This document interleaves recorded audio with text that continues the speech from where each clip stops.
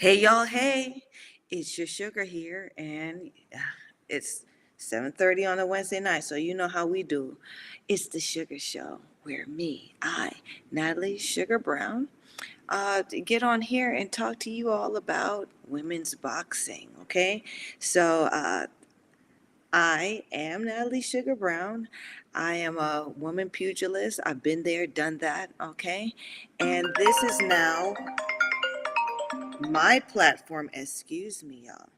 This is my platform to get on here and chat with y'all about the ins and outs of women's boxing and what the really real talk is, right? So it's a conversation, y'all. So join in, chime on.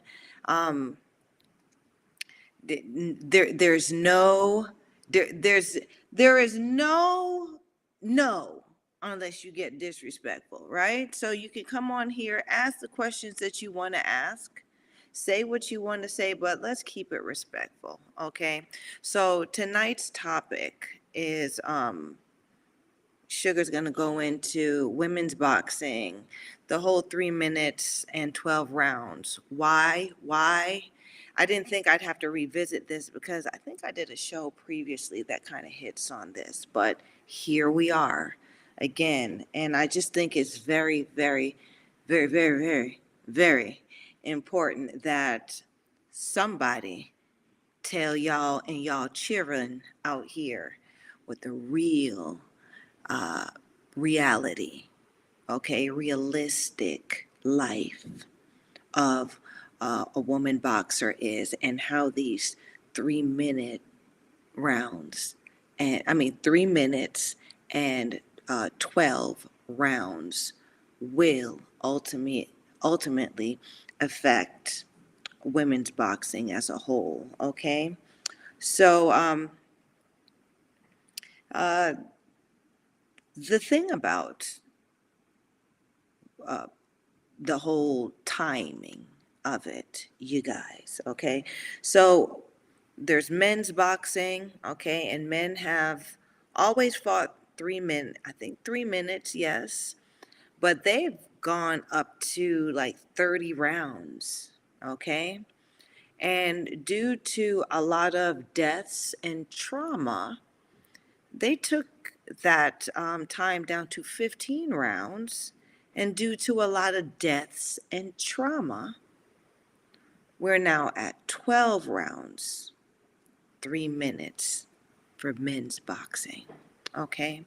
Now, initially, from my experience and the research that I have done, women have fought 3 minutes. I am one of them. When I first started boxing, I fought 3 minute rounds.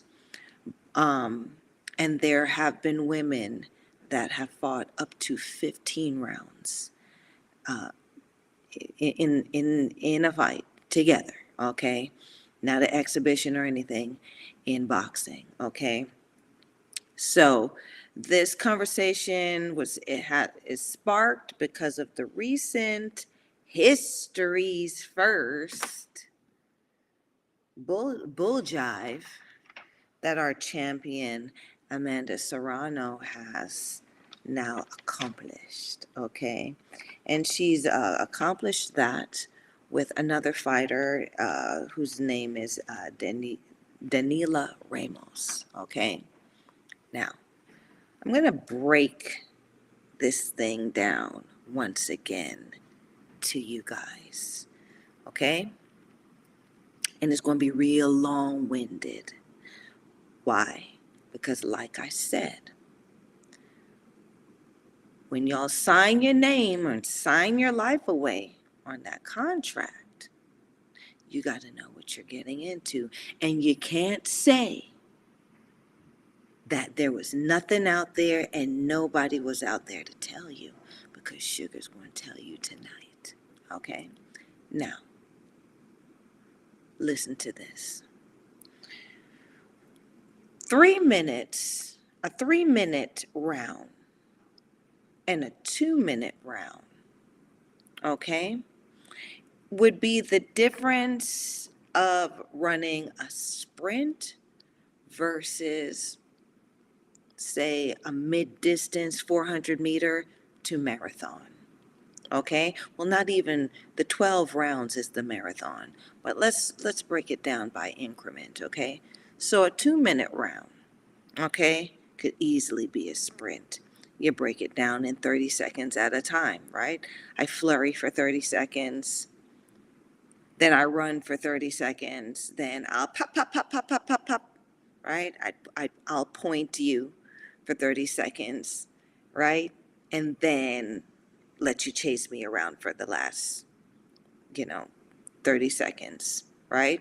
Okay, that's 2 minutes right there, okay? And then I get 1 whole minute to rest and recover, and then I do it again, which is what most, if not, I would say, which is what 98% of women boxers are doing right now, okay? Now, this was implemented, that we weren't doing this. We were, look at the fights in the 90s and back further into the latter dates. Women were standing and they were fighting and they were exhibiting certain skill sets that would allow them to endure the punishment of actually being in a fight, right? In an assault between them, each other, right? Not only am I whooping ass, I'm absorbing some blows too, right? This person wants to whoop my ass too, okay? And somebody, there's no two winners, only one person can win, right? So there now is an element of desperation in this, meaning that ain't no quit, right? People now will push themselves to the limit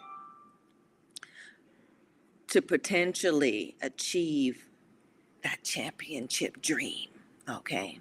Now, the reality of that 2 minute rounds, safe, except for if now the ref, who has the responsibility and the accountability, has to have the accountability to pay attention enough in there and know and see and understand what's going on between the two fighters. Women fighters are different from male fighters in the sense that we, I don't care what anybody say, right? We are not the stronger of the species, okay? We're not. There may be some, I can say that I'm stronger than some men, right? But a typical man that would be my statistic, equally in as a male, no, right? So if I'm an unbelievably strong female, which I am, um, there's a male out there who's unbelievably strong for his size and weight as well, right? And would I typically want to be matched up with this man in anything but to, in anything that wouldn't benefit me? No, right? I'd want him to be on my side. I want him to work with me, work for me, right? I'm not trying to fight with this person, okay? So it then brings into the whole Clarissa Shields deal where she called out Keith Thurman, and she's a big advocate on 3-minute rounds, and 12, she doesn't mind going 12 rounds at 3 minutes, and she'll even get in there with a man, okay? She is advertised that. But even Clarissa Shields came back on Facebook Live, right? I had to sit, like, I seen it, and told the public and told the people who were chime in, man, I was just talking about, just talking shit. Now, sparring, I've sparred guys, but yeah, it wouldn't be a fight, right? Because let me explain something to you. A man at 165, 154, 170, any of the Guat's weight, right? If we would get a champion specimen or a champion contender in that weight class to now match up with the Guat Shields, she would be facing some serious brain and bodily harm, right? And we all know that, and we should know that, right? So when women, right, when women start to talk out of, and this is, I mean, I'm very old fashioned in this way, right? I take pride in being a woman. I love it. I just love it, right? And I believe women do have their place, right? Because there is a place that women have that men don't have, and vice versa. There's a place that men have that women don't have, okay? So I would say, with respect to fighting, women need to stay in their place, okay? Meaning that our place is with each other, okay? Our place is um, our own threshold, our own limits, our own understanding of what females and women can do as fighters. We are never to compare ourselves or compete with men. JD Smith, the artist, okay, the GI artist, is this live? You damn right it's live, baby. Thanks for chiming in. It's Natalie Sugar Brown here, your sugar, and I'm on here talking about women's boxing. If you'd like to join my chat, okay? And I'm talking about just women who are talking about now that women fighters or women boxers should get the equal um, equal time as men in boxing or male boxers, which I've come on my platform to say no. I strongly disagree with that. I think that, like I said before, women have their place in fighting and men have their place in fighting, and we should never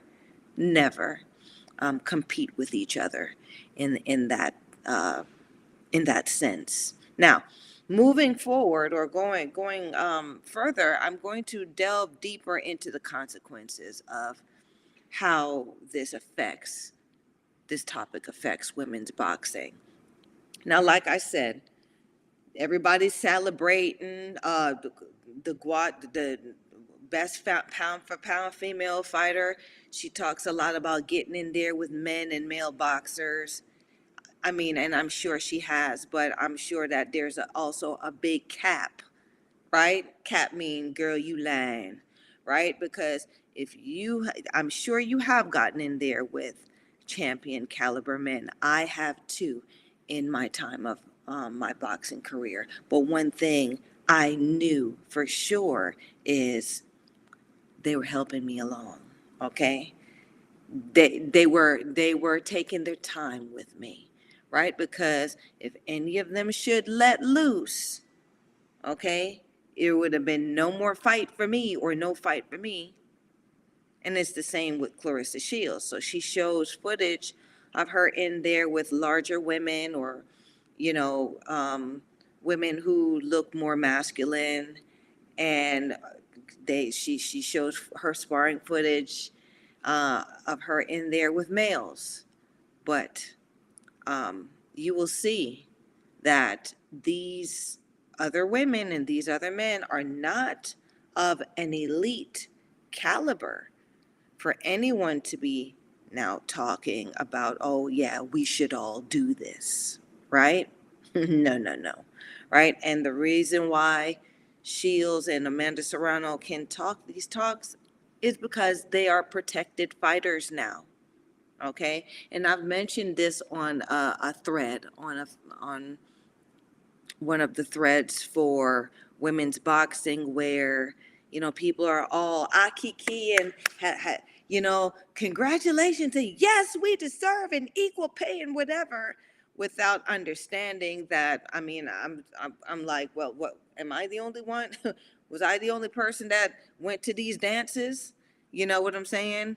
This shit ain't it for us, right? I've shown up in places where because I was not a protected fighter, okay? And if they could have pulled any of these okey dokes, I wouldn't even be able to speak my name. I couldn't even, I wouldn't be able to remember anything, right? Because this is your bean, that bean in your noggin is getting rattled, right? And once it tears loose and you get that brain bleed, you ain't the same for the rest of your life, and you never will be.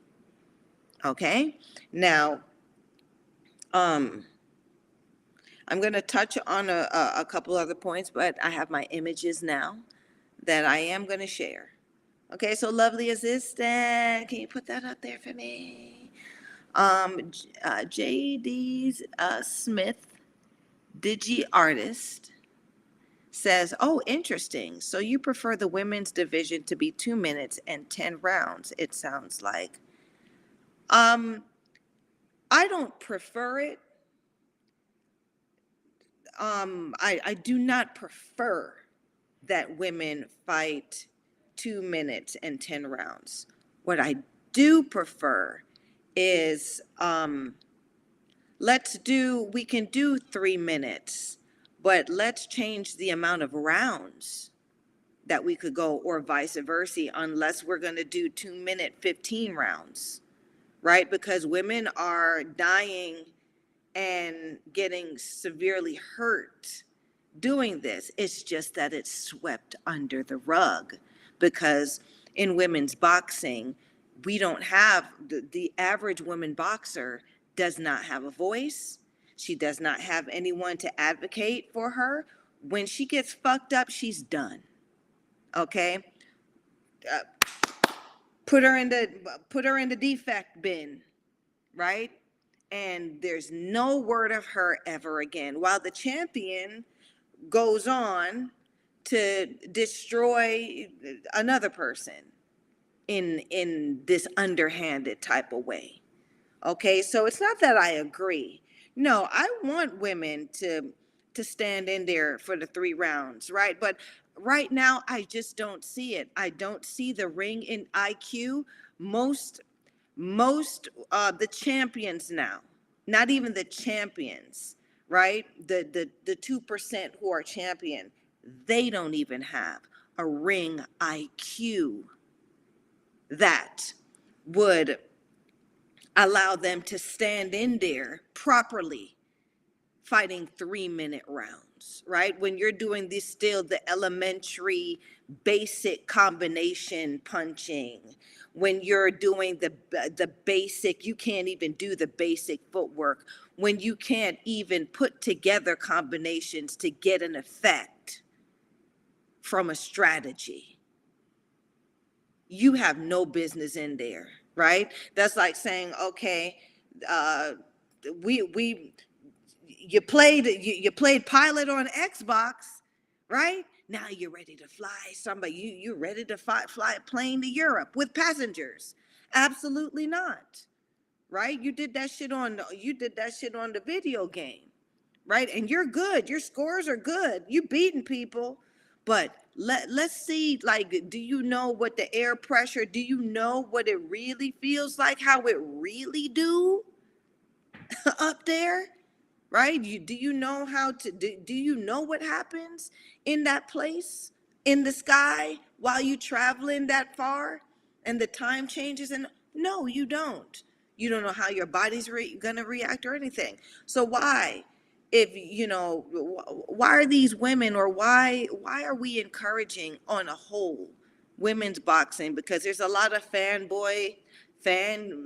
gals and fan guys out there on this bullshit. But when it's time, when you laid up in the hospital, when you one of these fighters laying up in the hospital fighting for your life, it's crickets, right? You don't hear nobody, ain't nobody minding after you neither, right? Ain't nobody calling. You ain't get the phone call stop, right? Nobody talks about that part, right? We only hear on some yay and history's first and cut the bullshit. This is dangerous. And that's what I'm here to talk about tonight. Um, baby. Um, so J.D. Smith, uh, Digi artist, says, "Oh, I see, interesting." Yeah. So, I'm just telling you what this is where I talk the talk, right? Because while everybody's fan guy and fan gallon, nobody has really touched on what this means, right? So, I mean, the history's first is cool, and the 3 minutes 12 rounds is cool, but we wasn't ready for all this, and we're still not. Like I said, enough ring IQ has not been exhibited for us to be asking for this tall order. Okay? Amanda Serrano, she knew what the deal was. Her ass ain't go in there and do the damn 3 minute 12 rounds with Erica Cruz. She ain't do it with Erica Cruz. She went and pulled Daniela Ramos out her ass, out of somewhere. Yeah, Daniela Ramos. I'm not downing you, girl. I'm not. Congratulations, right? Daniela Ramos is a crone in the game, meaning that she's over 35. Okay, this is the biggest fight of her life. When you get to a certain age in women's boxing, you know that these last few opportunities are going to be it.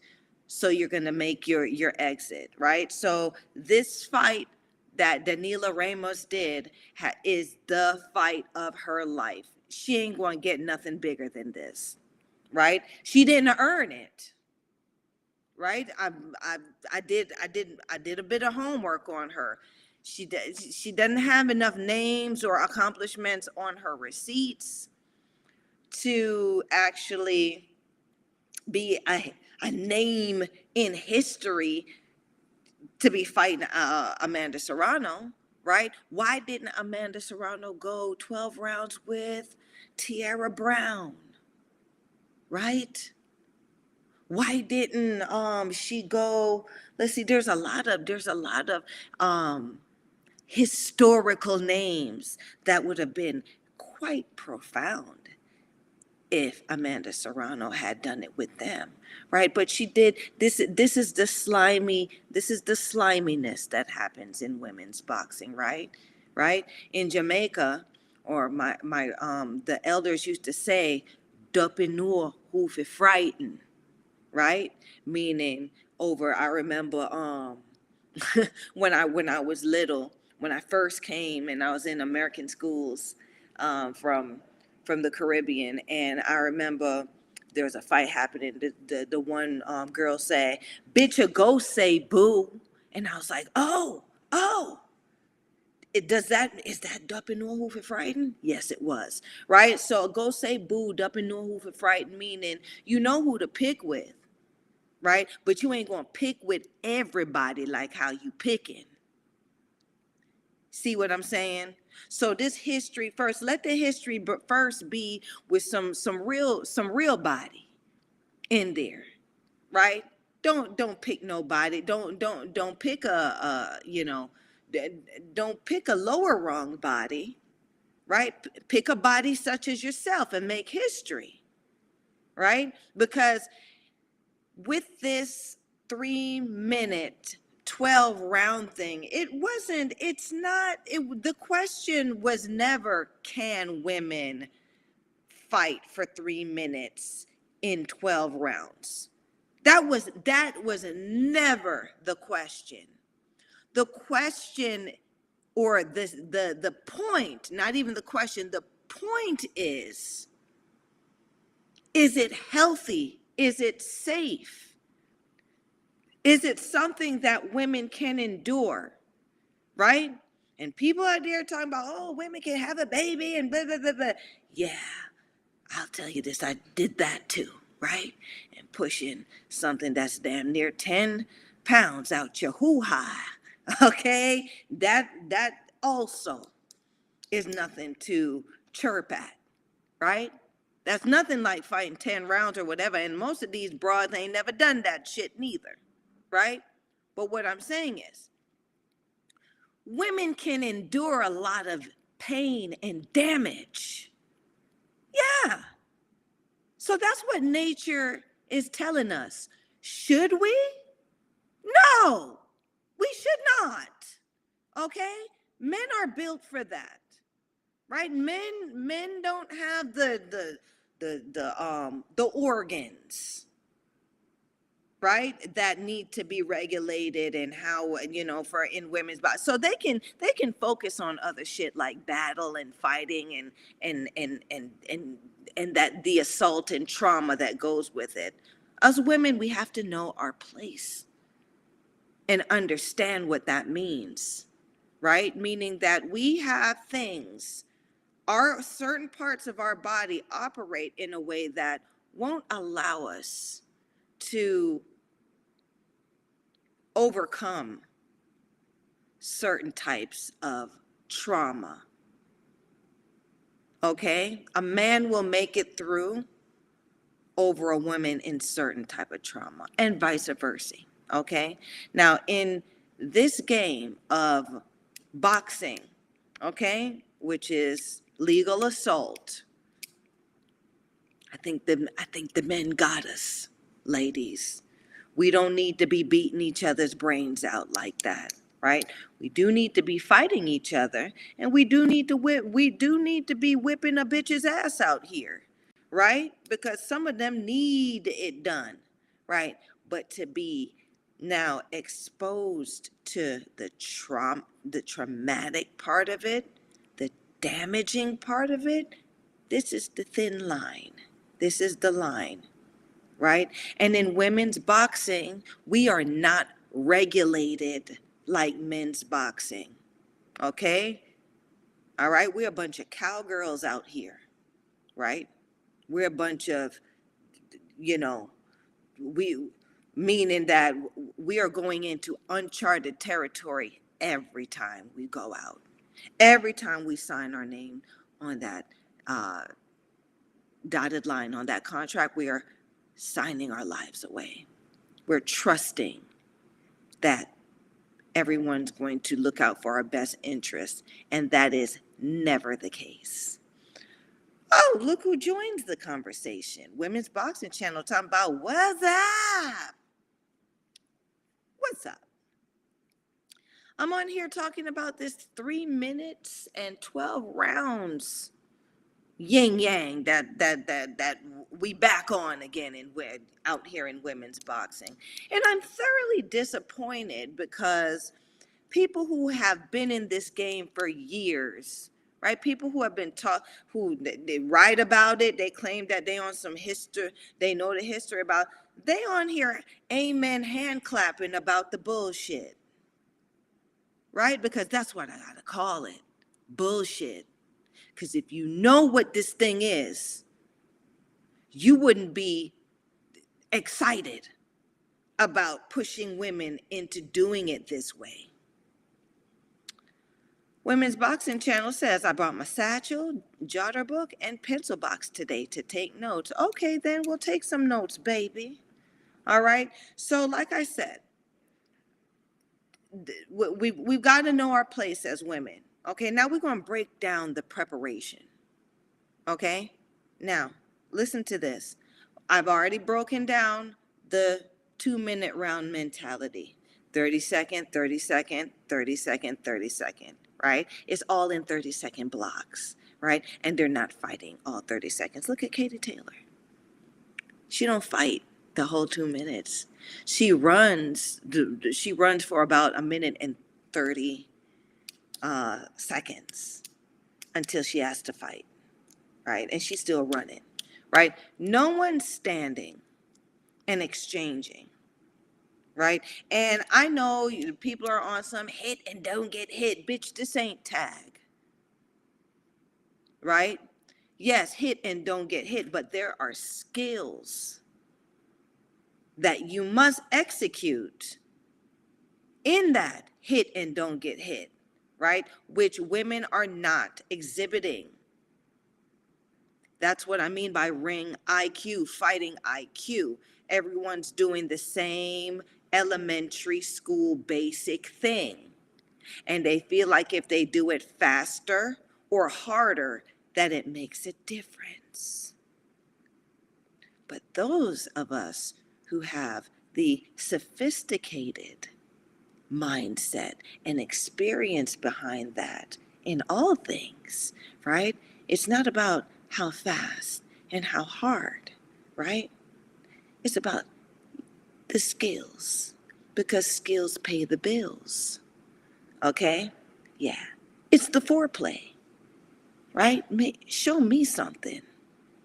Show me something. And that's why I call it foreplay, even in the ring. Show me something, right? Not, oh, 1, 2, 3, jab, right, hook, run. Step to the left, step to the right, come back, jab, right, hook, run. Because that's pretty much what they all do. And that's what Amanda does. I don't see no combos being put together for a certain result.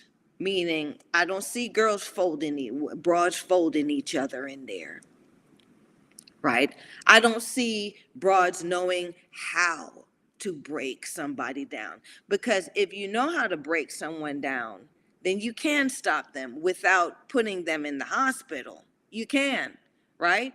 Because it's anatomy. It's understanding what blows to certain places will ensue in the body. So JD Smith, Digi Artist, says, what do you think is the major factor to the lack of ring IQ? I like your question, JD Smith. Now, I think the major factor to the lack of ring IQ is the fact that no one's being taught. The coaches, the teachers, there's no regulation in that, right? So the difference between pro and amateur is not there. There are a lot of amateur trainers who are training professional women fighters now or professional fighters now, which is why you see a lot of amateurish style continuing in the pros. Pro and amateur are two different animals. They're not even in the same, right?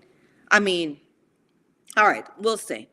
So amateur is your house cat, right? We got the little litter box and some of them shit in the toilet if you teach them, okay?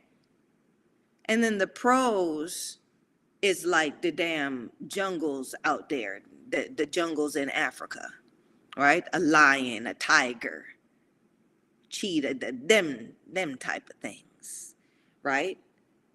So you put your house cat up against one of them mofos, and let's see how that works out, right? So the jungle cat has been through enough and understands why they do certain things, right? They know how to execute and take down a mofo wildebeest.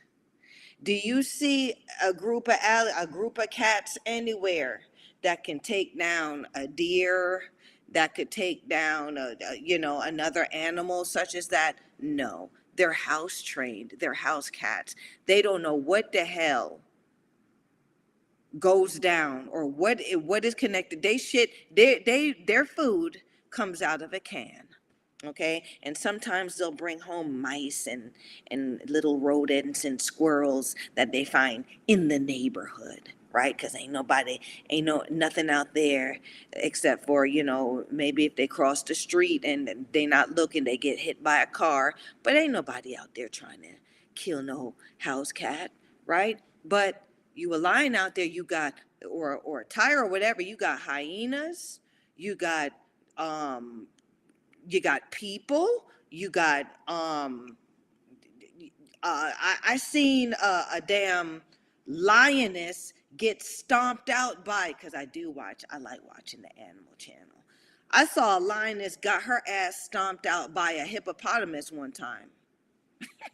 Yeah, her ass. What she thought? She thought she was going to take that the hippopotamus, her baby. She said, "Bitch, not today," and stomped the shit out of her. Now, this the jungle. So this is why I want. This is why the show is. This is why I want us to talk about it on the show tonight, right? Because a lot of people out here don't understand that these broads out here talking about 3-minute rounds and I made history in 12 minutes or whatever. These bitches are house cats now. They're not in the jungle with the rest of us, because I was in the jungle. I was not a protected fighter. Okay? None of my fights, even in my fight at home when I was not, I was tested. I had to produce, right? There was not me going in there thinking, oh, this should be an easy win for me, a comfortable win. Oh, shit. I better have my A game on, because this could possibly be my last night healthy. So this is where I am. I'm going to break it down. So Daniela Ramos, she's a featherweight. Okay, her record, 38 years old, so she's a crone. This is who Amanda Serrano made history with, fighting 3 minutes, 12 rounds. Okay, she has 1 KO. I'm not sure what her record is, but she's only had 1 KO. I think she's had something like 15 fights. Okay, right now, she's ranked now at number 9, according to BoxRec, because I look at BoxRec, right? I don't look at all the other paid ranking systems, because people put money in their hand. I don't know. BoxRec seems to be, they're getting on that pay to play type of timing too, right? But I could see there's still some accuracy in doing some research about who's out there. Okay, so then Daniela Ramos, she's 30, ranked number 9 now after fighting Amanda Serrano. My question is where the hell her ass was at? Where her ass was at? I looked at her receipt. The only person that's on her receipt is Brenda Carbajal. Okay, 18 wins, 6 losses, and 1 draw. She beat Carbajal too. Carbajal's 18 wins. Out of her 18 wins, she's had 9 stoppages. She stopped people 9 times. Out of her 6 losses, she has not been stopped. Okay, so Daniela Ramos beat her by a decision. Okay, but she's only had 1 KO. Now, I'm going to break this down to y'all in how this matchmaking goes. They could have picked anybody, right? Because we're on that kind of timing for Amanda Serrano now out here, right? In the boxing world. All the women in or around that weight division, especially the real contenders, are licking their chops at the opportunity for now fight the champ, Amanda Serrano. And she jumps over everybody's head to the end of the line. And I did say it, end of the line, and pulled Daniela Ramos. That's all I have to say about that. So this is that type of matchmaking.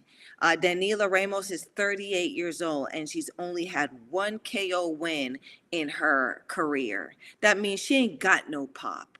Ain't nothing to worry about for this broad. Okay? You go in there, Amanda, you protected already, you just stay on your feet. She ain't gonna do nothing to you like what what Erica Cruz did to Amanda, right? Amanda had to skip out on her fight after Katie Taylor, her fight with Katie Taylor after the Erica Cruz fight, because Erica shook her noggin, shook that bean loose a little bit. Yeah. And I mean, I saw it on the interviews too, right? You sit down and talk with a fighter long enough, you'll see where their head is at. Meaning, you can see whether some punches done kicked in or not. Okay. So yeah, she took a break after that. Then she came back and she fought, I think, Heather Hardy. Okay, and Heather Hardy is just a show woman. Okay. She knew Heather Hardy wasn't going to go in there and hurt her. And then she came back again and fought this, and it was good boxing. I take nothing from Danila Ramos, but she wasn't in there with someone who was on her same caliber, right? And my whole thing is, if you're going to make history, if you're not talking about I'm the first that did it, right? Do it with somebody who's on your same level so you can set a standard, right? This is what I'm talking about. This is the lame shit I'm talking about. We're supposed to all be grown women. We're supposed to be women that if we do make history, if we do something that's going to make a difference in our industry, and we expect that we're going to get money and fame from it and recognition, we need to do it the damn right way. Okay? You don't go in there talking about, oh, I'm going to do it, and then set up the whole thing. You go in there and you give it a good, this is the standard, right? I'm at this level. She's at this level. We're going to go. We're going to go to 3-minute, 12 rounds. And this is the standard. She didn't do that. So that's why I'm holding on to my applaud, because I'm not applauding that. And on top of that, women have done this before. And they were, and women that were equally matched, that were better matched, have done this before, right? So I have too much respect for my industry. I've done it. I've lived it. I got too much love and respect. I hate it at the same time. It's like a bad ex, right? Because I tell you something, listen, if I get me a contract and the numbers look good, I might think about dusting off the gloves or my boots or whatever. That's the thing. It's like a bad ex, because oh, when it's good, it's good. But when it's bad, whoo, child, it's terrible, right? So this is where I'm at with that. I'm the Amanda Serrano, Danila Ramos. It's not giving historical any kind of accomplishment for me. It's not. Now, if she had fought this featherweight fight between her and the crone, the legend, Marcella Acuna. Y'all heard me? Marcella Acuna. Okay? Now we talking. Now you're cooking. Right? Has she even fought a fighter of that caliber? I think she should. If you want to make history, if you want to be in the books, if you want to be the real deal, right? Marcella Acuna's still fighting. She's a legend. She's still winning too, right? Have you gone on her porch? Have you knocked on her door? And Marcella Acuna is 47 years old, right? She an old dragon, right? But you scared, sound like you said. Same thing with Layla McCarter, right? A lot of these broads talk about what they can do and what they going to do, but when it's time for them to fight somebody real, a real crone, a real dragon,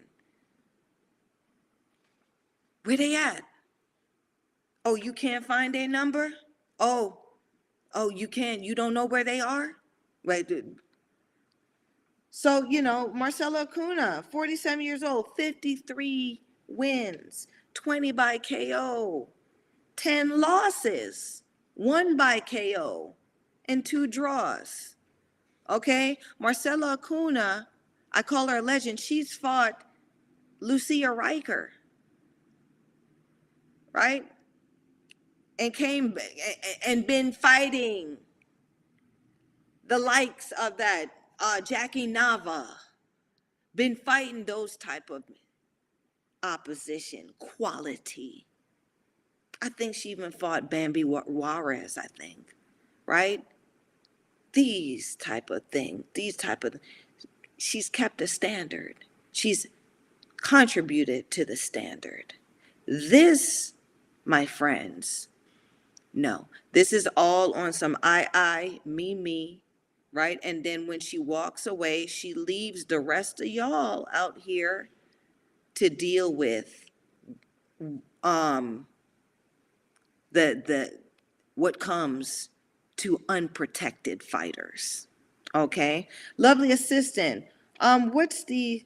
Show me the other image, please. All right. So when you bring up that historical event, Amanda Serrano versus the Danila Ramos, you gotta bring up this other one too, right? Jeanette Zacharias versus forgot her first, Marie Pierre Hull.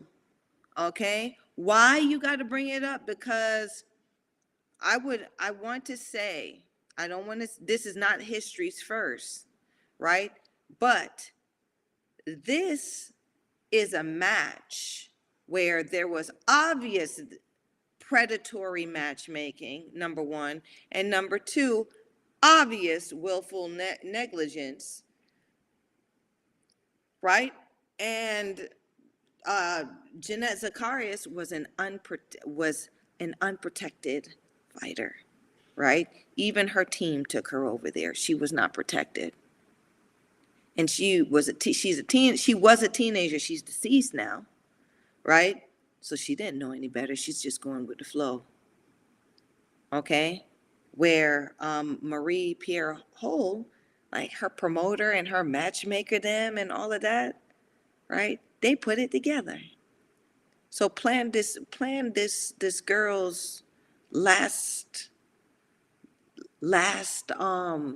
day breathing. They planned it.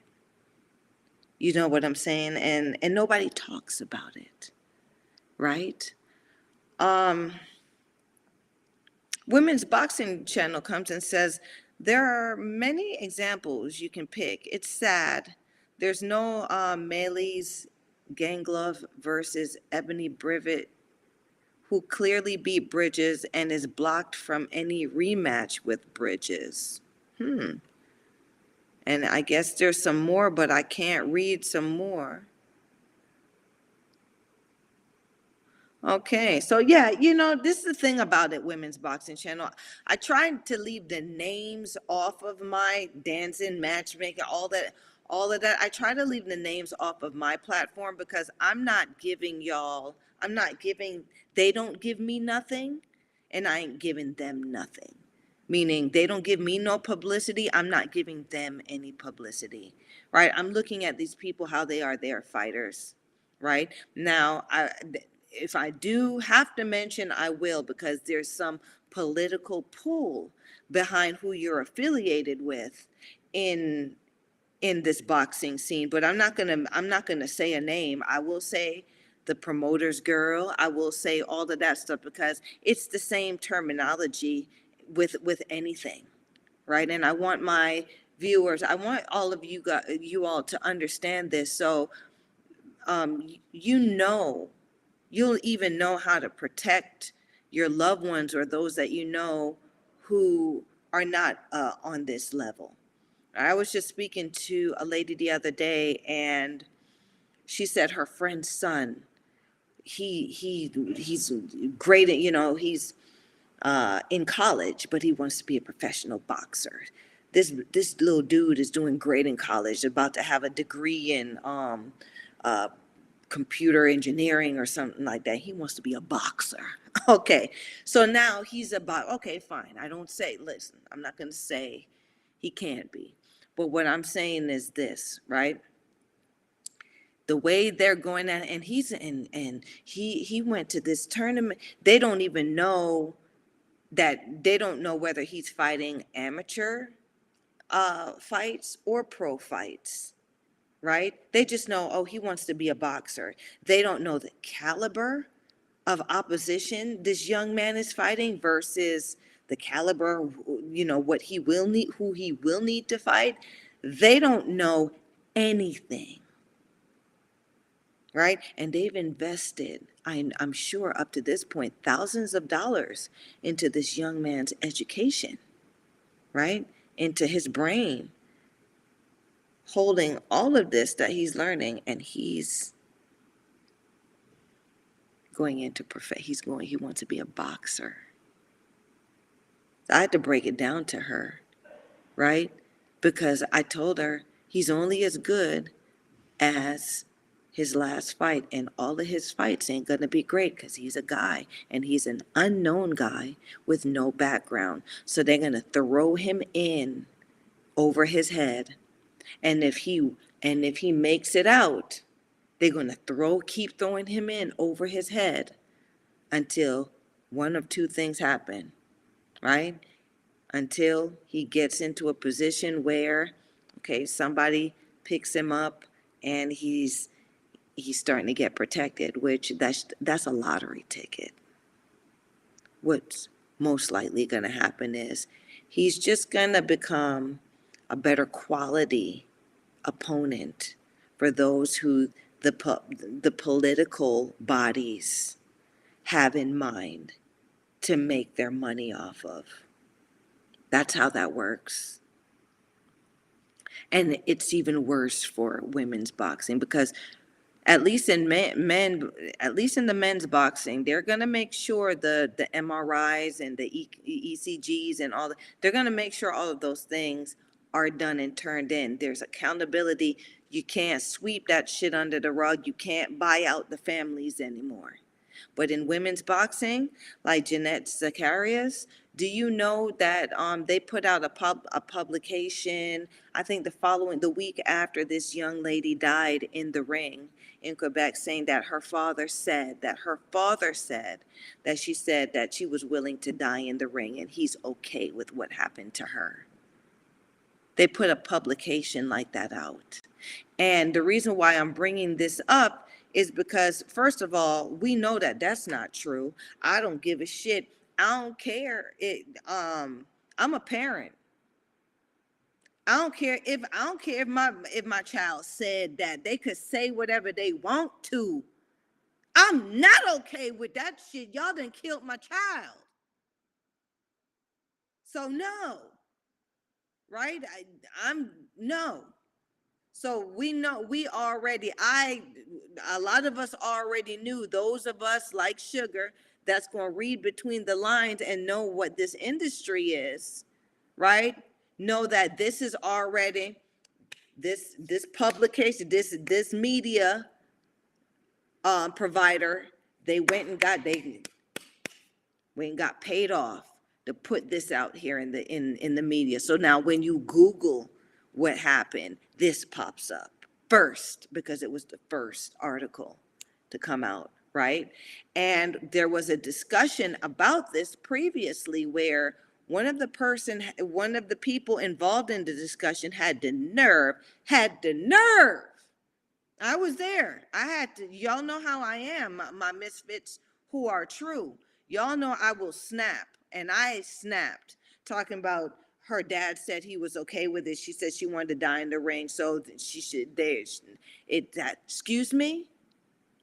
Were you there when she said that? Were you there when her daddy said that? Oh, you got it from an article? Huh? Over somebody that died because they didn't check her MRI, if they had checked, if they looked at her MRI, they would have known that Cynthia Lozano hurt her real bad in the fight before, and she should be suspended, right?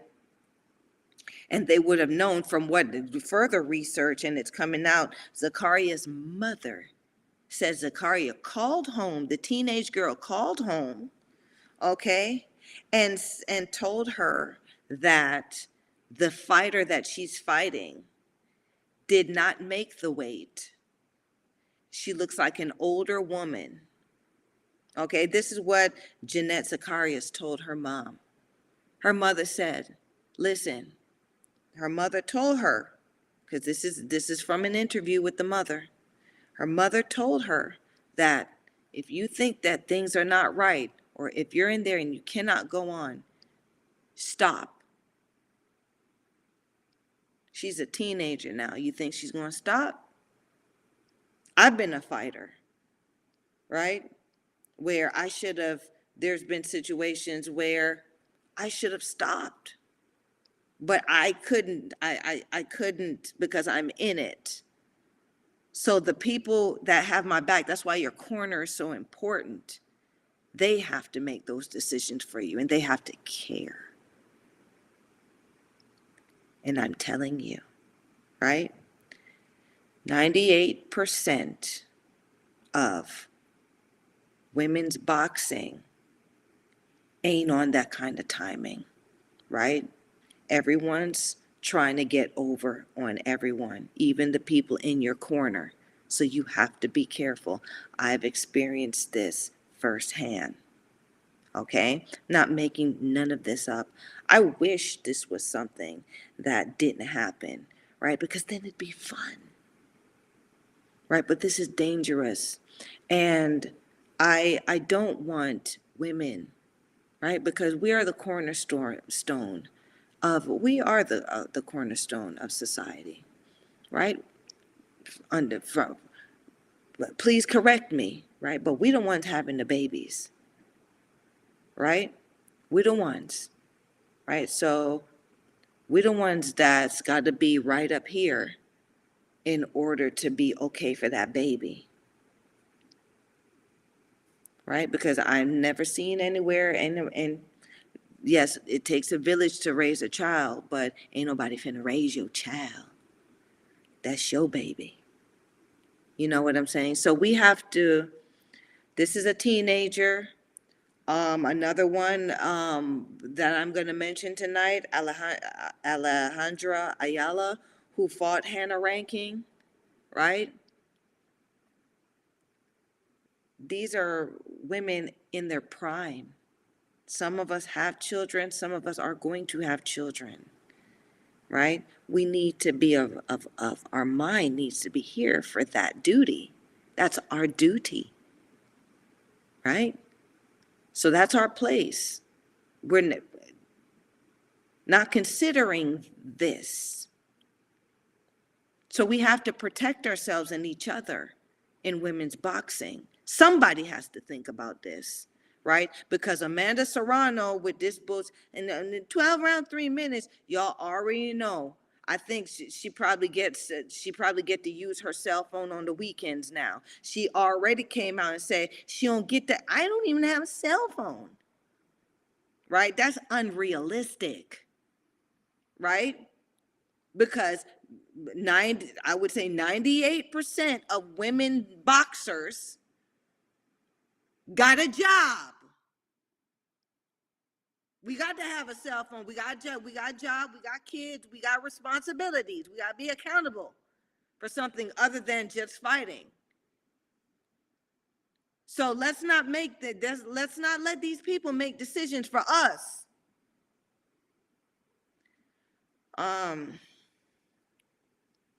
Women's boxing says cherry picking always gone on.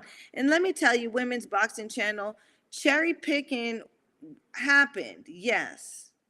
But it was really, when it got really, really bad, was in the 2000s.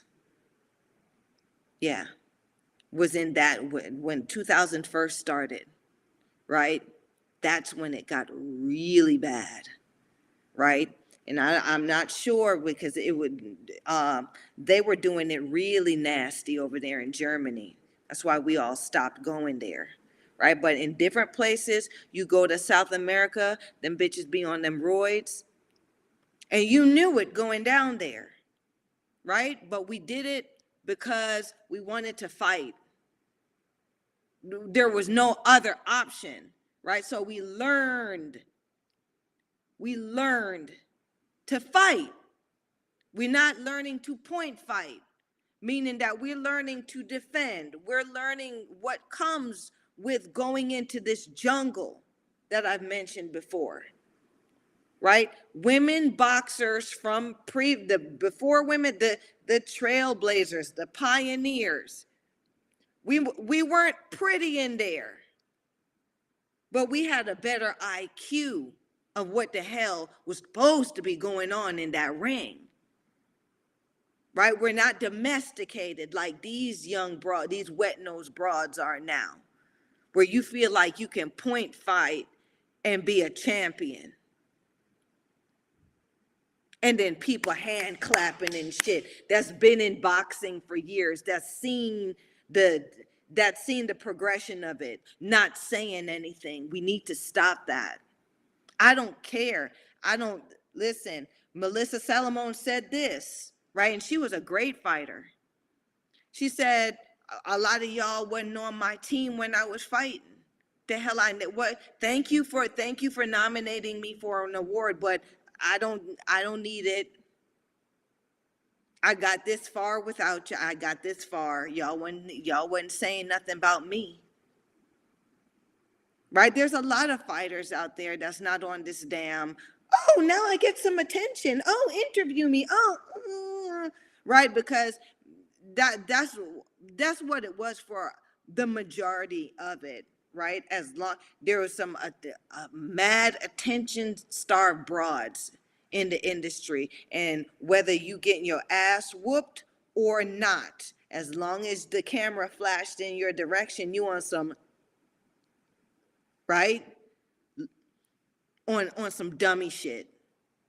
We've got to stop it. Now we got sense, right? My grandmother used to say this, you know better, you gonna do better. So when I catch your ass, when you out here and I got to come to you, there's no questions. I'm not gonna ask you nothing because you knew better. I'm gonna tear your ass up. That's what my grandmother used to say. And guess what? She never did ask a question. She just said, "Oh, so you know that this came back to me, right?" But because I knew better. Okay, so I mean that's where it is. We got to know better. We can't be on some fanboy fangal stuff in this industry. This is women's boxing is the new come up. Right? Now I can interview a bunch of these broads now. Oh, I can talk boxing about these broads now. Why? Because number one, no one really cares enough to know whether I'm telling the truth about the shit or not. Number two, all I got to do, I just got to kind of skim over and read about what's happening now because nobody really cares about what happened before. Right? And number three, nobody checks. So it's the new come up. I've never seen so many boxing and analysis and all of this shit about women's boxing. Where y'all asses was at? Where your ass was at?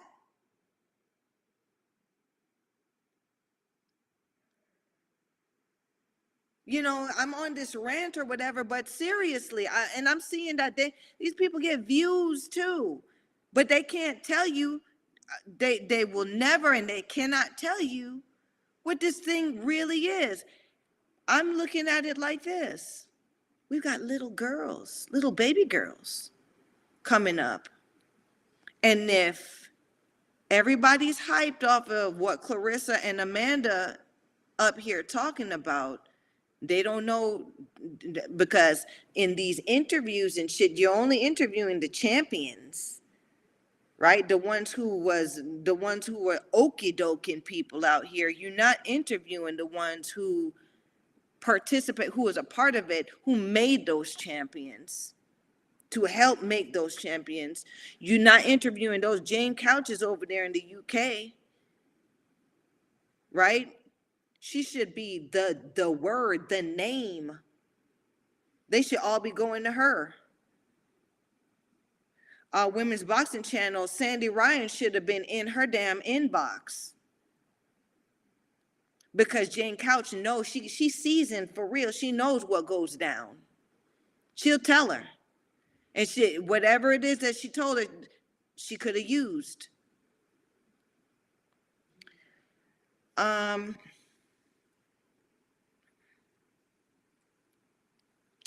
JD Smith, Digi Artist, says, if her father actually did say that, I assume that mindset is to make it easier for him to move on, because no way would any parent truly be okay with her death. That's what I'm saying. No, he didn't even say that, because upon further research, because that is something that Suge does have time for, keeping up with these things. It's the mother. The mother, she's giving times and dates, right? When somebody start giving you information, those type of details, that's when you listen, right? The general shit, that they lying, they can lie. People can garnish any story, but give me the details, right? That's why I don't have time for small talk, because that's small talk. Now, when you can tell me the details of something, now you got my attention, right? So that's where that was, JD. JD Smith says wet nose broad, LOL. Well, you gonna learn my terminologies on here on the Sugar Show. Wet nose, yeah. So the wet nose meaning that you just coming out, you just coming out your Amy Pampers, right? You haven't charted you haven't walked this jungle. You don't know what these waters, these deep black ocean waters, really look and feel like. You've been sitting on the beach the whole time, right? You've been a house cat this whole time, right? We out here in the jungle. Anything likely to kill you. And you can't eat or drink anything that they hand to you neither, right? Because I've also had experiences where, oh, you want something to drink? Oh, you want something to eat? I grab it, my coach hits it out my hand, says, you don't never, unless I give it to you, unless you buy it yourself. Matter of fact, unless you buy it yourself, don't you ever take nothing to drink from nobody at no fight, before no fights or after no fights. Why? Well, if they don't get you, if they don't get you in the ring, they'll certainly try to get your ass outside the ring.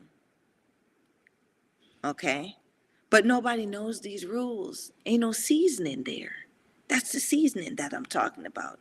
Right? So you can get in there and pity-pat and point fight with your damn elementary school ass combinations, hit and run, right? Let me tell you something though. There was a fight that happened, and I couldn't even, I got to have give me time to talk about this fight. What's her name?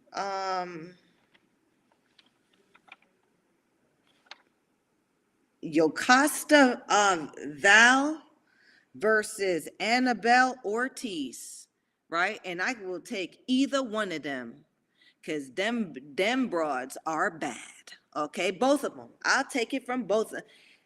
Look at uh Estra Shaniza Estrada, who is it, the other golden boy, the other golden girl, y'all down there, listen, okay, this down in y'all weight class, I think I like the action that I'm seeing down there too. Yocasta Val, I think she's Costa Rican, and Annabelle Ortiz, a old crone champion. That was a fight. Y'all need to check that out.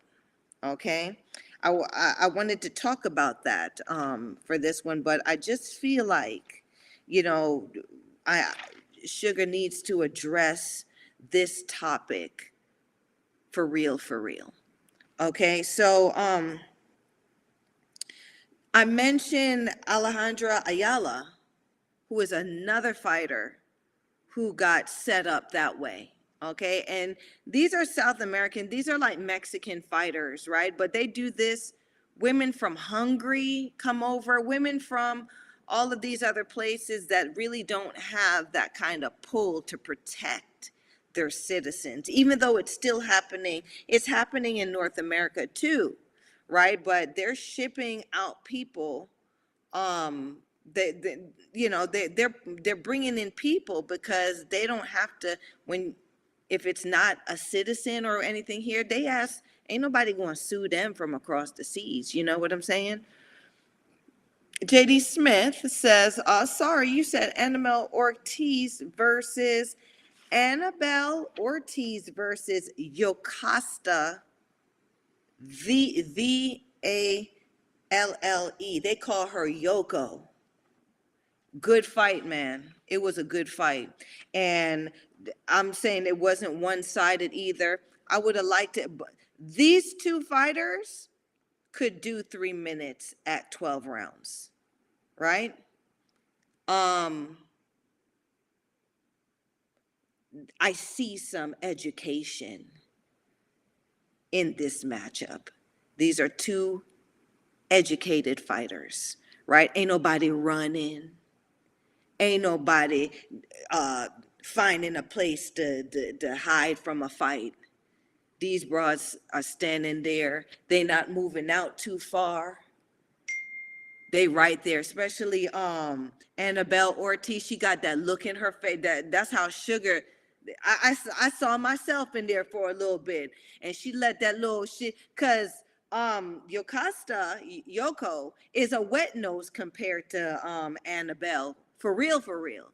So Annabelle stood in front of her and let her know, listen, bitch, huh, you got to prove something to me tonight. Let's go. Right? And it was a fight. And I like it. I like it that way.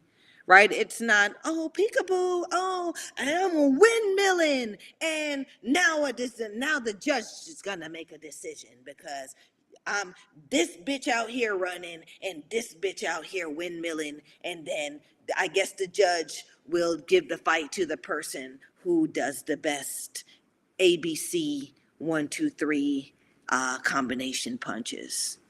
Right? That's where we are right now. It's really not interesting. And they're getting TV time. And they're getting the money for it. Right? So let me go into um Alejandra Ayala. All right? 14 wins, 6 losses, 0 draws. All right? So 14 out of her 14 wins, she's has 8 KOs, and out of the 6 losses, she's had 2, including the one who the loss that has made her have to come out of boxing. Okay, she fought the fighter Hannah Rankin. Hannah Rankin is a top contender, I believe, in super middleweight division. One of the names on her list or on her receipt is Clarissa Shields. Okay, so excuse me, y'all. I got my notification. I got my phone next to me here. Okay, so um, since this fight happened, I think a year or 2 ago, Hannah Rankin is going on her third fight, right? On her third fight under the radar, right? Because she went incognito, right? She kept going. Alejandra ass had to sit down. As a matter of fact, she had to stay in Scotland, I think Glasgow, Scotland, where the fight happened. Huge event, right? Because every people want to make history, especially with women, with this women's boxing thing, right? That's the fad. Oh, history, not knowing that we already have our own history. Thank you very much. Sit your ass down and get to know us, right? Because even that one, Hannah Rankin, so this is the first female main event card in history in Scotland. It was Glasgow or whatever it is. I think, yeah. Correct me if I'm wrong, because my talking fight guys, they do um they do dot my I or cross my T if I'm getting it misconstrued, okay? But for most of the time, she can know what she's talking about. Okay, so now after being stopped, Hannah Rankin stops Alejandra in the 10th round of this fight. So that means Alejandra is getting, she's getting beaten to the point. She's probably in the fight, but she's getting beat.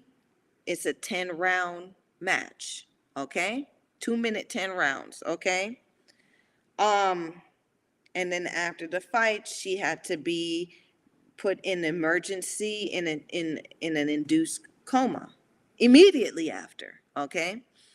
Uh, Lovely assistant, can you change my image? Because I think I have an image that has something to do with this, please. Oh, JD Smith says, dope, I'm going to look up the fight. Yeah, look up the fight, right? And, this is the thing about women's boxing, JD. Sorry, I just got to type a message because my lovely assistant must be asleep.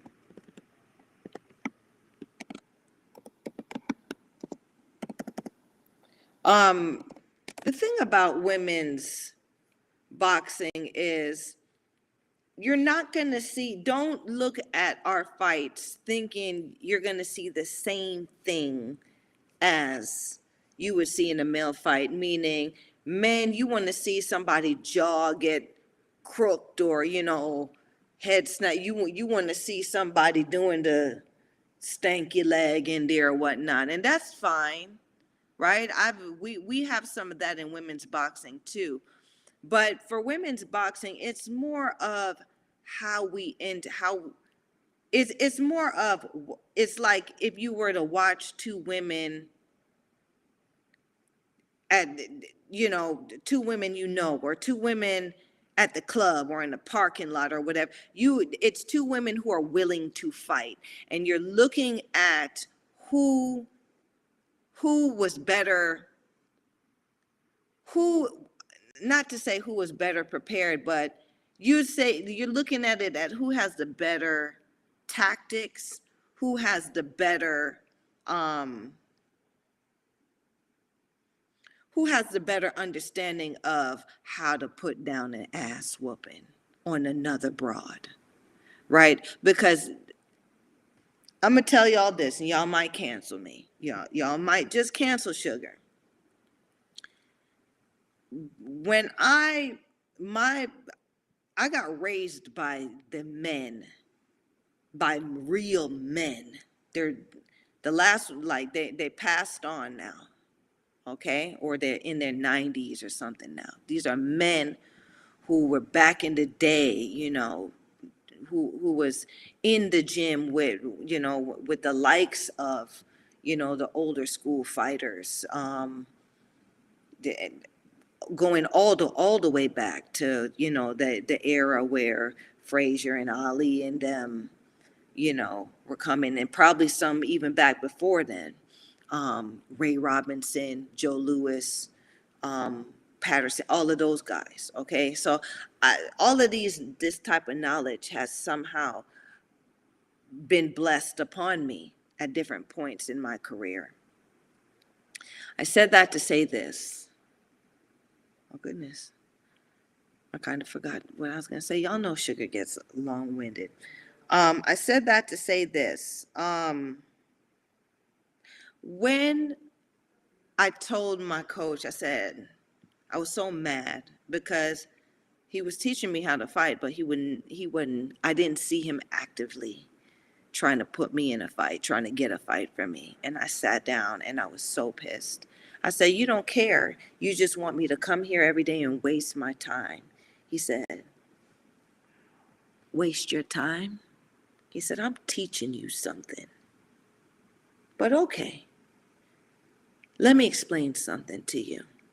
Let me explain what you're getting into, young lady.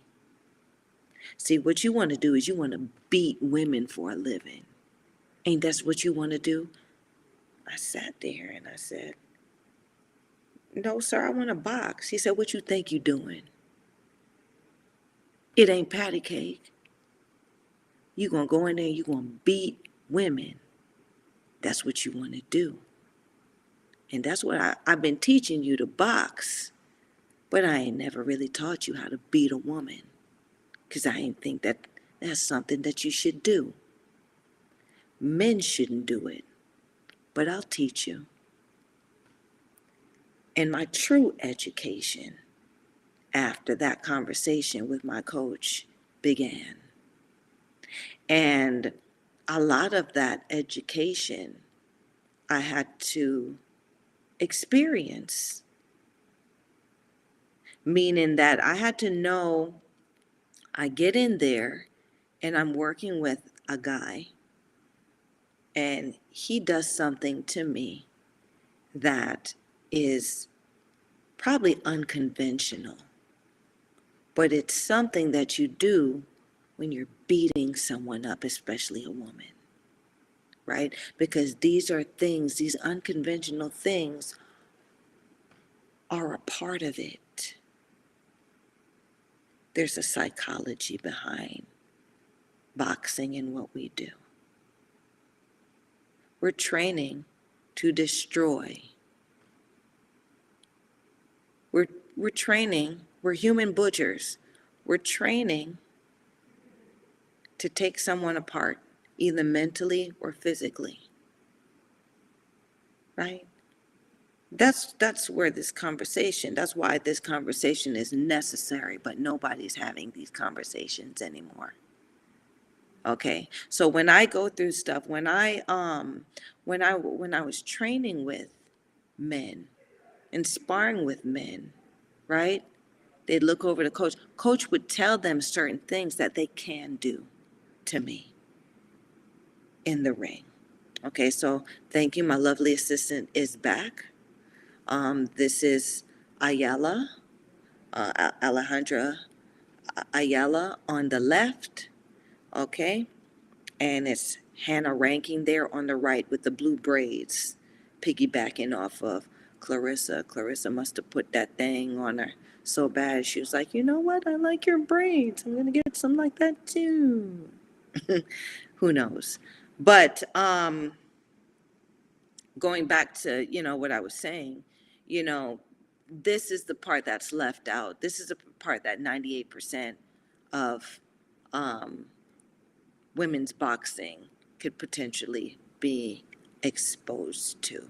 So you're not protected. We don't see it anymore. I've been in gyms recently where, y'all see how Sugar looks, and I pride myself off of the fact that I've left that industry with the experience that I have and the things that I've been through with some people may argue differently but with my faculties. And I ain't so bad looking on the eyes either, right? So when I walk into a place, a fighter, a gym or whatever it is, right? No one wants to believe me and that I know what I'm talking about.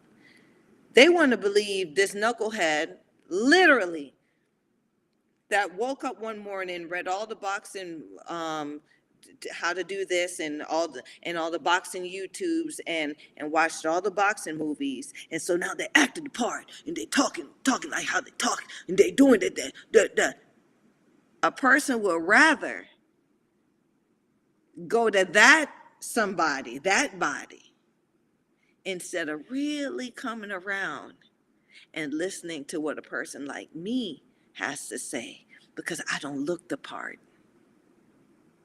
right? And so that person now, they put themselves in a position to where that person is using you as a crash test dummy, because they don't know what the hell. They most likely have never been in the ring, and if they have been in the ring, it ain't been on no level. So they're going to teach you that you're going to go through what the hell they went through. And if they're not anybody that's on no level, they can't take you where you want to go.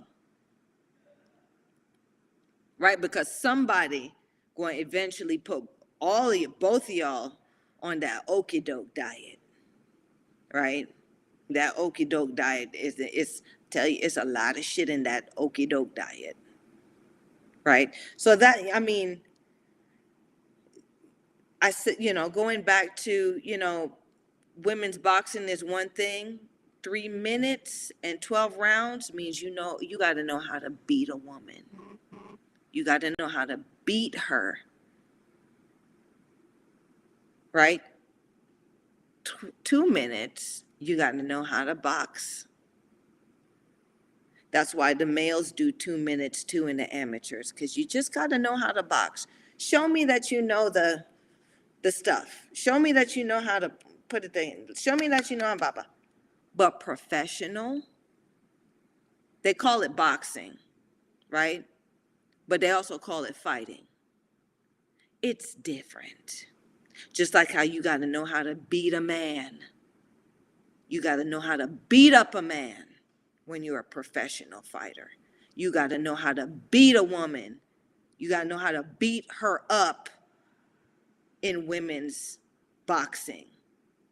No one talks like that because no one wants to have that shadow on them, right? Because there's always somebody who's going to stand up and try to test and try to paint the person who's speaking the truth in a worse light. No, boo-boo. I'm telling you what it is. Telling you what it is, right? I'm telling you that, especially from a fighter such as how I was, right? Somebody came out, tried to joan on me because I didn't have many sanctioned fights. Why I didn't? You guys no one really asks, right? But that'll be in the book, right? But what it came down to is my handlers and my trainers trained me to ruin a fighter. So if you put your fighter against me and she on some patty cake shit and she done slept her way to the top and she done did everything and you trying to protect her and make her a champion so your little love thing can keep going, you're not going to choose me. And if you do choose me, y'all are going to get together and okie doke the shit out of me, which has happened, right? But for the most part, any fighter that's ever fought Sugar, that's their last fight, or they're never the same after they fought Sugar. So my results speak for itself. I never cared about win-loss because I know what I did. And my corner knows what I did too. So we're okay with that. And I was blackballed in a sense, went into 2 and 3 year hiatuses and shit because They wanted to ignore me out of the business. I stuck around long enough, and I did what I felt I could do in the industry. And I'm walking away with my faculties, and I can tell the story, which is something that no one can take away from me. And I know it has a lot of value. So I think I win, and I'm winning, right? And thank you guys for tuning in to the Sugar Show. Like, subscribe, and share, please. There's no window dressing or whatever. People ask me, why don't you interview fighters and have guests? I don't, because many of the people in my industry are not forthcoming, even the fighters. And I really don't want to put anybody in a position, just like how you get the contract. If you come on my thread, if you come on Sugar's thread, if you bold enough, and if you know that you are real enough, you can definitely come on my thread and we can chat. And my guys on Talking Fight can get you on to the screen with me, right? And we can have a good impromptu conversation and talk. But these, oh, I'm going to interview you next week and such, I've been there, done that. The questions are orchestrated, the answers are orchestrated. You better not ask me about this, you better not say this. I'm not. Sugar was never for that, right? Sugar ain't sugar coated. I give it to you real. It stank the way I give it to you. Okay? And that's really where it needs to be, especially talking about women's boxing, because this is not a new thing, right? And you got to be true to this thing. Otherwise, you and many others can get hurt. And men are one thing. I think men's boxing has gone through the filter enough that they are regulated. There is some kind of standard of regulation there in men's boxing, but in women's boxing, absolutely not. They don't look at the tests, they don't look at the matching, they don't look at anything. That's why we bad out here. The ones that did go out there in uncharted territory and did something, even if it's to have a fight, because this belt thing is new too. WBC, WBO, IB, they wouldn't even give us belts. I think WIBF is the only women's boxing belt that there was out there. We didn't have belts. We were just fighting. We were fighting to make a name for ourselves. And if you were true, you earned your name and you earned your money. Right? Because if we're going to have so-and-so, we're going to have her on our show, you got to pay her. But now with this, equal pay, they're only making women fight 2 minutes because they don't want to pay them as equal as the men. Well, guess what? You really don't want to risk, especially in our industry. We're not regulated. So we're not doing that. I'm speaking for the balance of us, for the 98% of us who aren't protected. I'm speaking for us. We don't need it. We good. We're finally making money fighting 2 minutes. We're finally making some good money. We don't need it. We don't need it. Oh, and for those who do want to fight the 3 minutes and 12 rounds, well, you pick somebody bad, just as bad as you. You pick somebody on that caliber to do that with. There's a standard, right? You don't go cherry picking like Women's Boxing Channel says. Oh, I'm gonna fight her in 3-minute rounds, 3-minute 12 rounds. No. You're gonna fight the monsters out here. Find you one of them.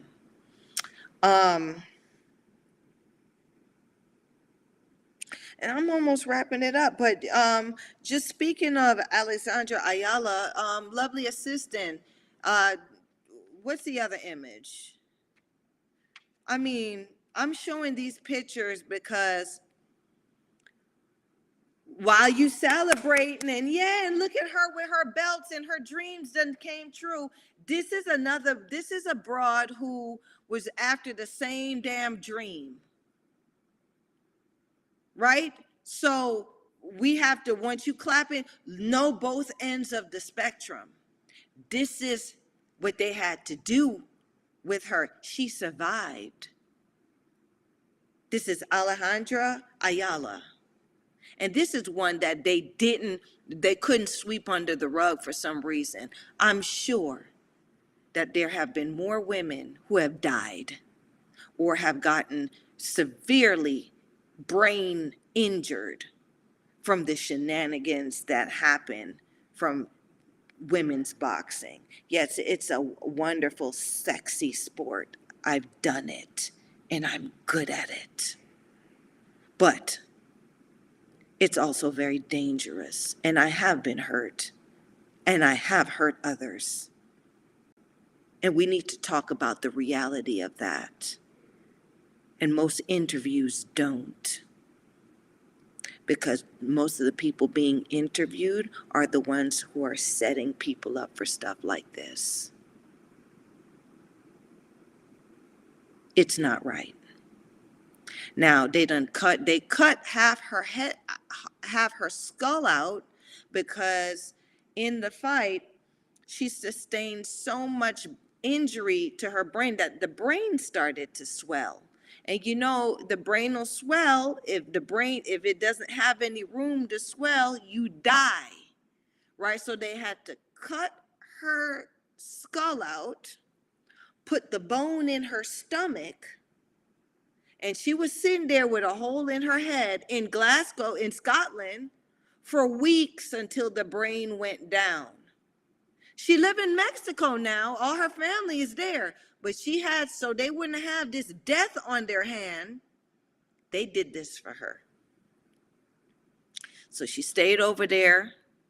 Her brain the swelling finally subsided. They called her from the hospital. They called Alejandra's people. I think she had a fiance at the time. Called her people at the time and told her family that she would likely die from the injuries that she sustained in that fight. Right? Because like I said, and I've said before, the preparation. All right, I'm just going to go into it really quick. The preparation. So training for 2 minutes ain't the same as training for 3 minutes. Sparring for a 3-minute round ain't the same as sparring for a 2-minute round.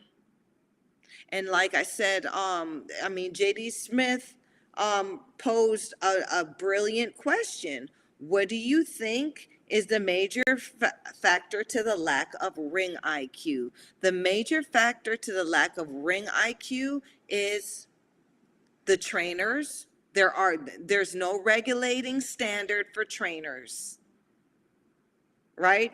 They don't. I think, especially for women's boxing, if you're going to be a pro trainer, there should be something that you go through where you are documented to have helped in cornering certain fights from certified pro boxing trainers, right? Because anybody could be a pro boxing trainer. You don't need. I think the license is $50 too. Just like you could be a pro for $50, but are you a real pro? You know, it's just like, we might as well can you be a doctor for $50? Do you get a license to work on people's bodies and their health for $50? You can't even be a nutritionist for $50, but you can be a professional boxer, someone who assaults people for a living for $50. Go fig, right? And you don't have to take any class. There's nothing. There's no standard of accountability. So that's what you're walking into. So the point I was saying, the sparring for 3 minutes. In order to get somebody's IQ up in standing in a fight for 3 minutes, they have to have a good variety. They have to have a vast skill set, variety. They have to know different ways of defense and offensive tactics to protect themselves. They also need to have the knowledge and understanding of what certain blows do to the body. They also need to have an understanding of, if you receive these blows and this is happening to you and your body's shutting down in this way, or you have had this injury, what to do. This is not being taught and conveyed to any fighter, especially any woman fighter, right? This was taught by the elders. This was taught to me. Right? I have been in fights where I did get injured. You wouldn't know, right? Because I was taught. I've been in training camps or in training where I'm injured and I still have to go in and fight. Right? Rib broken, rib cracked. But they don't check women, so they wouldn't know. And I'm in there and I have to fight. But I know, because I was educated of, okay, this is how I'm going to do this. And if this happens, okay, I got to stop. I'm done. These women right now, especially at this time, they just throwing out money for whoever signs up. Why? Because this is a great time. This is a great time for predatory matchmaking, because everybody feels, oh, it's just 2 minutes. All I need to do is go in there and just make it a show. These elementary ABC fighters, that's one thing that they will do, is they will beat you. They will hit you. And if you haven't been conditioned to defend yourself, and if your body has not been conditioned for that kind of assault, it can be detrimental. It can be traumatic for you, right? It can be tragic. You can lose your life. And I mean, this is it. So if history's first, but let's look at the reality of the type of history you bringing into this industry now. Let's be accountable for the standard that you're trying to set for the West of women's boxing. Let's do that. Let's have somebody make y'all accountable for that. Right? Lovely assistant. Give me this next image. Mind you, I'm going to say this. Alejandra, who you see there with her head, with her skull cut out, this is what she said, because I follows up, right? I follow up. She says, or what y'all didn't know, is that she spent months in the hospital trying to live after this fight. After Hannah Rankin then went on 2 more fights after this. And she there fighting for her life. Okay? And now, this is how her life is now. She currently can't recall names and places. Right? So she got that goldfish brain. She can't remember and retain nothing. Okay? This is a well-spoken woman. I watched her interview and everything leading up to that fight. She would have been a great woman for commentary. Okay? She said she has trouble focusing, so she can't focus on something or nothing anymore. Right? Okay. She has tremendous difficulty with speech. Okay? They told her it'll take her about 2 years for her to speak at a normal standard again, where she was very eloquent before. She lost herself. She signed herself on that, she signed her name on that line, and she lost her life because she ain't never gonna be the same. I'm glad she's alive because the update is she done had a baby. She got married and had a baby, right? Certain shit like that make you know what, let you know what's really important, huh? So she decided what she really wanted to do. Listen, this is what I want to do, but that's the I'm not taking anything away from her. She's gonna be a great mother regardless, because a big part of motherhood is here in your heart, right? But now she can't remember names and places. She has trouble speaking, okay? Trouble focusing. What kind of mom, you know?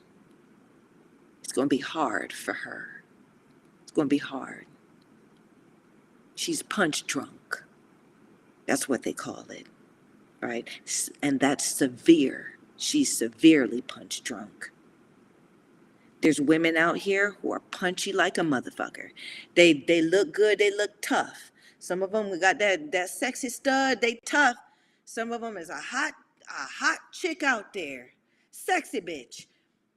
Punch drunk like a motherfucker. You can't have no conversation with them. They won't remember nothing that they said to you. Yeah. That's what's out here. Okay? So, cheers to that.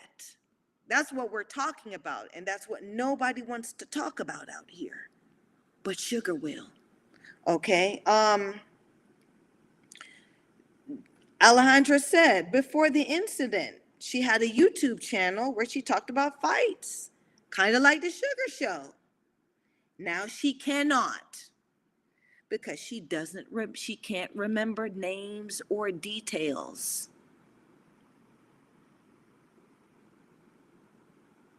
No longevity.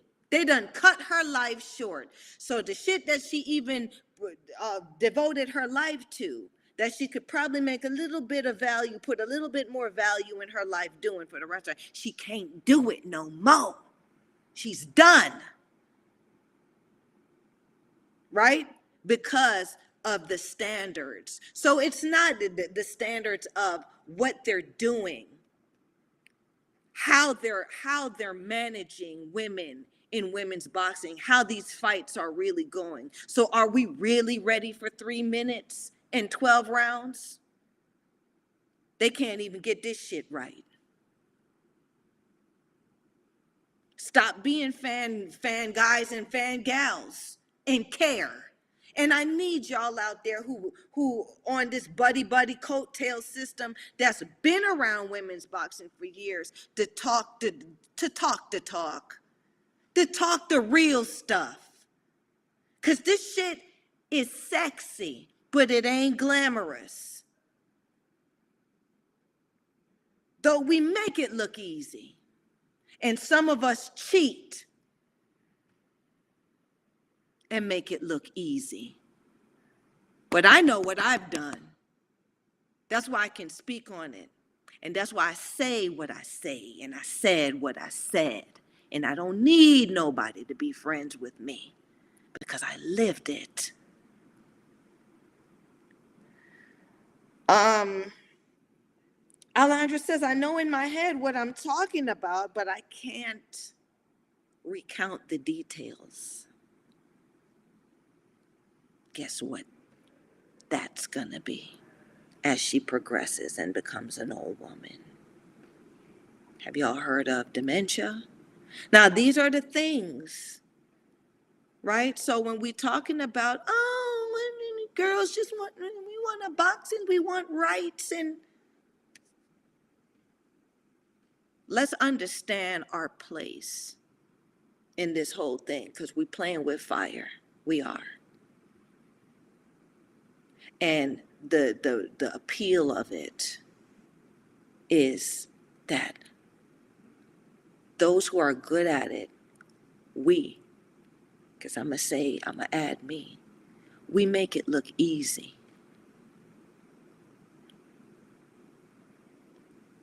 But ain't nothing easy about this thing that we do, women's boxing. And we got deep roots.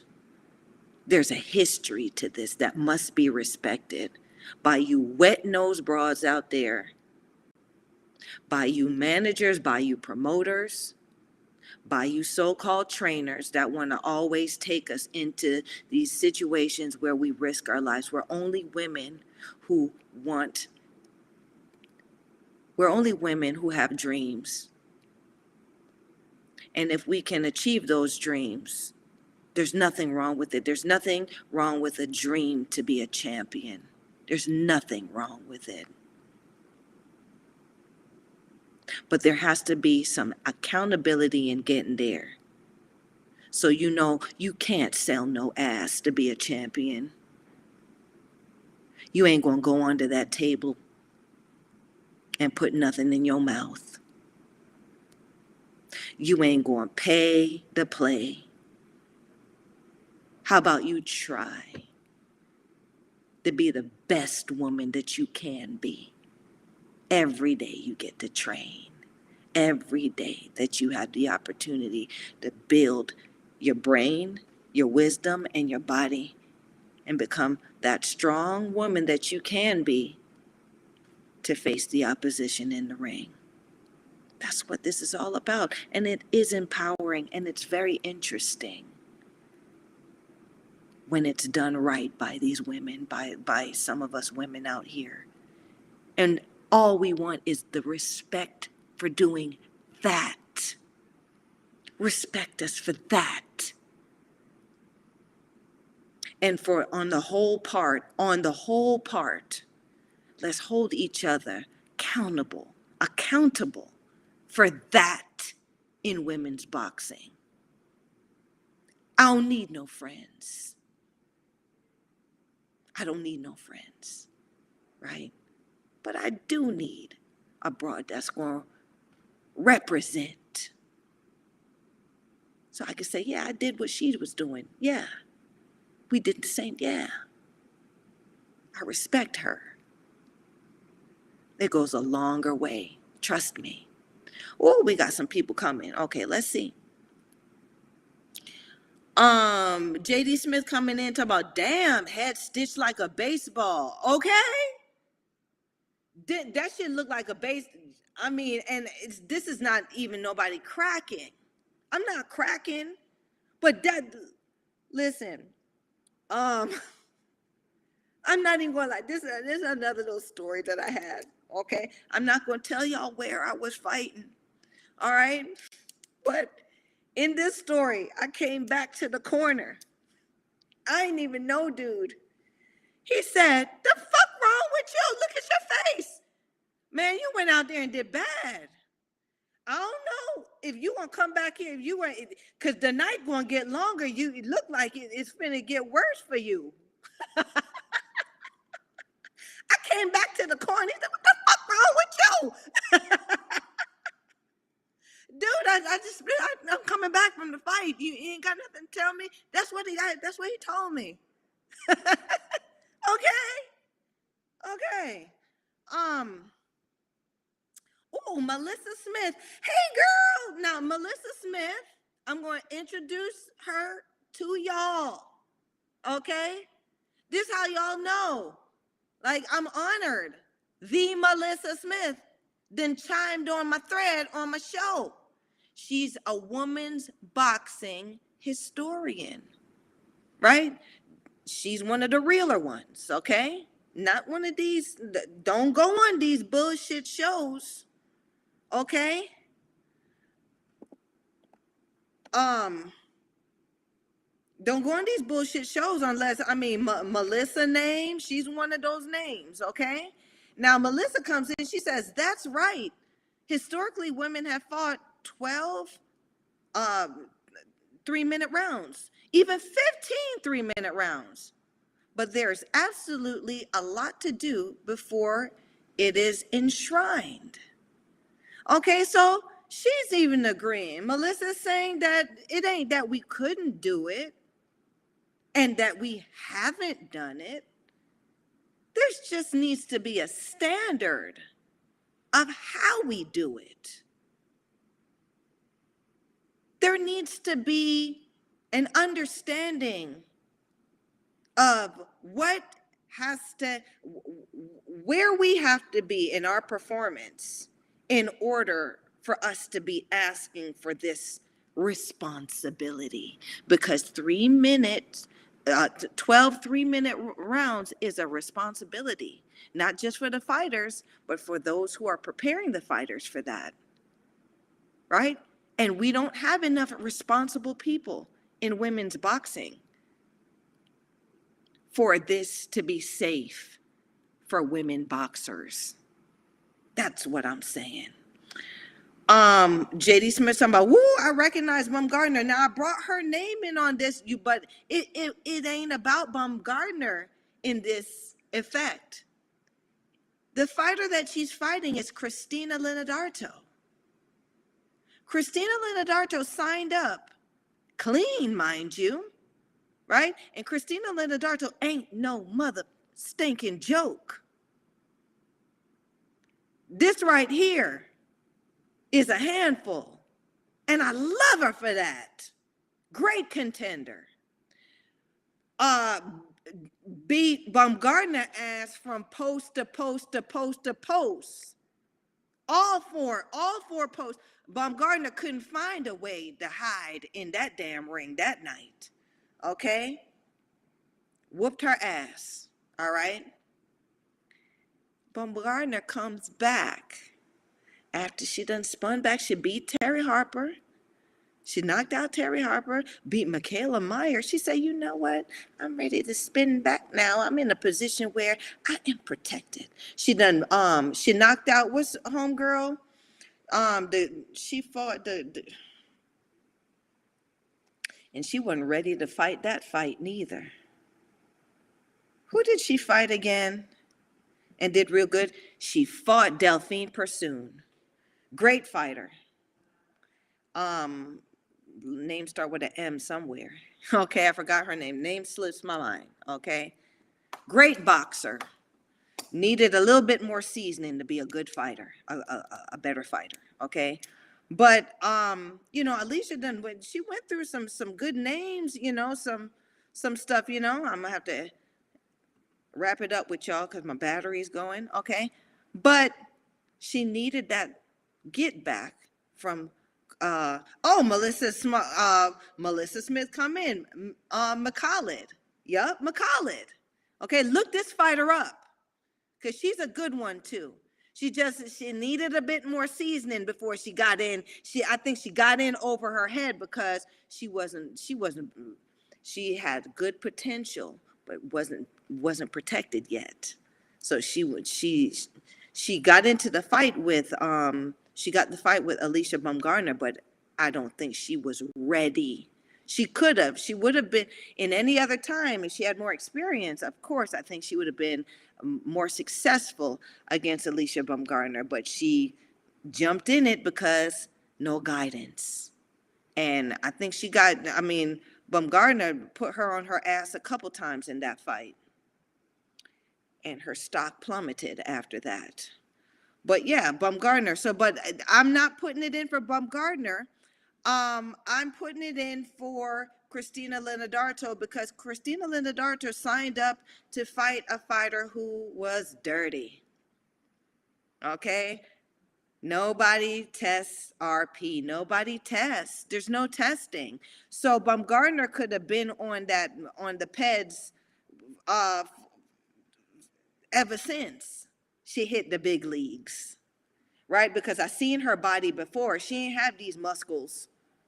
There was no parts of her ass that could have made muscles like this. Okay? I said it. And Alicia, I'll say it to your motherfucker. Listen, I'll say it to your face too, girl. Ain't nobody scared. Ain't nobody scared. I got people too. And listen, I am people. Okay? When I Pulled up the results the day after. I mean, even before going into it. What did Sugar say? Sugar said she looks roidy. Nobody else said it because everybody wanted to be friends. But guess what? I'm only friends with the truth. And sure enough, I think a day or two later, certainly it came back, hit the news. PP dirty. Piston came back dirty. You riding dirty out here, girl. And we still waiting on stale piss results. That's what I'm talking about. Now, suppose Christina Leonardo wasn't conditioned and she went through that beating. Suppose Christina wasn't the contender that she was. Alicia could have very well killed somebody else because ain't nobody testing. That's what I'm talking about. Melissa Smith says, one of the biggest concerns is before women ever enter the ring, the training and sparring can be very intense, and many are also dropping weight at the same time and restricting water intake. This affects brain chemistry and can lead to bigger issues when a fighter experiences concussions. TBIs that usually go untreated during the training period. Boom. So now you hear it from another industry professional. Okay? Making the weight. All of these things have a factor in getting in. So it's not the fight. It's what you have to endure to get into the fight. And then you're going to fight 12 rounds at 3 minutes. At this point, we are not there yet as women. We are not prepared to do no shit like that. So I'm not hand clapping and celebrating somebody who picked their person to do it with. I'm not going to do that, right? Why? Because I'm from the jungle. I'm not no house cat. I'm from the jungle. I know what happens out here in the jungle. Melissa Smith says another year or so. Okay. JD Smith says, interesting, very interesting. Melissa Smith said, WBO sent a 30-day show cause letter. We'll see what happened. Crickets from Michigan, WBA, IBF, and WBC. Okay. Okay. Listen, and Melissa Smith's on my show, and that's it. And that's it. Listen, you want to talk about my night? Thank you, Melissa, for coming on my show. I'm honored. This is an industry professional. I didn't ask. I don't pay her. She don't pay me. We're on this show because we know the truth. She come on here to speak the truth. We talking the talk. Okay. And anybody that want to talk to an industry professional or whatever, come on this show. This is the platform, right? There's not right or wrong, but we do maintain respect, and we want to keep it respectful, right? But I don't need none of that, right? Because I'm telling y'all, sugar, you want to get the truth on the Sugar Show. That's where you want to get the truth, right? You got the industry professionals, you got the real pros chiming in, you got the people that's doing my guys. Stay on top of me with the research. So it is what it is. And it may be staticky. I don't know. She's in the countryside, but lovely assistant. You can take this image off. Sorry all about my audio. I guess that's my time to go out. My battery's about to cut off. Okay. JD Smith said, "Oh my God, I didn't know bomb piss hot shit." Yeah. That can't pass the test. Melissa Smith says, exactly, in all caps. I'm feeling that, baby. And she gave me a heart. That's how you do it. You get that heart back, Melissa Smith. Thank you. Thanks for chiming in on this Sugar Show. JD Smith my audio is becoming distorted. I get it. So that with that, on that note, I'm going to thank you all for chiming into the Sugar Show tonight. I really appreciate your company. Thank you, JD Smith, digital artist, for chiming in and joining the conversation. Thank you so much for Melissa Smith, you coming in and adding your expertise to the pot and the conversation. And thank you, Women's Boxing Channel, for chiming in on my thread. I love it. It's a party when we link up. Y'all know it's Wednesday nights at 7:30 p.m. Okay, my face will be in the place, and I'm looking forward to seeing your face too. Okay, so until next Wednesday, y'all take care of yourselves and have a good weekend. Bye.